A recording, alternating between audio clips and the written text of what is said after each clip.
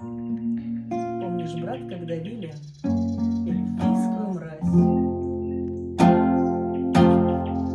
Как бежали на запад их злобные орды, мы полками месили гондорскую грязь, чтобы ярче сиял белокаменный Мордор.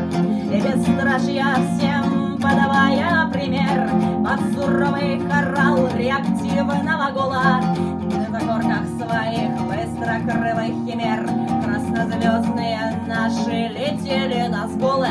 Гендальф Югент не спасся от оркских мечей, хоть просили пощады враги, подыхая, не считая потерь, не смыкая очей. Шли стальные когорты бойцов урукая по равнинам Рахана сквозь море ад. Был последний эльфийский эсминец потоплен на реке Андуин. Мрачный Аскелиад занимали морпехи, девяти и гоблин.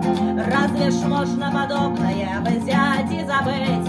Алифанта, сраженного дробчатый хобот, или то, как на площади Минастерет нам плясал под кормушку опоссанный хоббит. Из порубленных эндов сложили костер, были двери и окна распахнуты настежь, и молился и каялся гном-мародер, а эльфийки стонали: «О, das ist fantastisch!»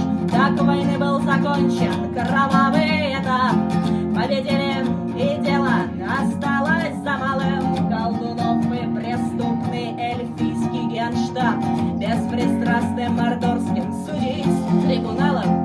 И довольно гуманным наш был приговор. В Колыму только Гендальфа и Арагорна осудил новый шаг справедливый Мордор, в основном за участие в пидорском порно. Но случилась беда, наш учитель и вождь, наш генсек Сауроныч, однажды по пьяни пизданулся в вулкан и сгорел не за грош, а всевластье кольцо растворилось в вулкане. И настала пора для сомнений и смут. Оклемались, окрепли позорные волки. Вот тогда накропал беспринципный талмуд Сильмарил сионист по фамилии Толкин. Исторической правды не стало с тех пор. Мы теряли хребты, плоскогорья и шельфы, и дожились, что непобедимый Мордор населяли раханцы, евреи и эльфы.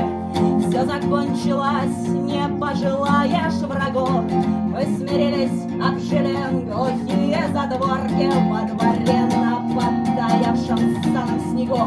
Хоббит прописью пишет: «Вы больше не орки». Мы читали взахлеб «Властелина колец», заучили неправду от горки до горки. Не случайно, что в Мордоре нашем пиздец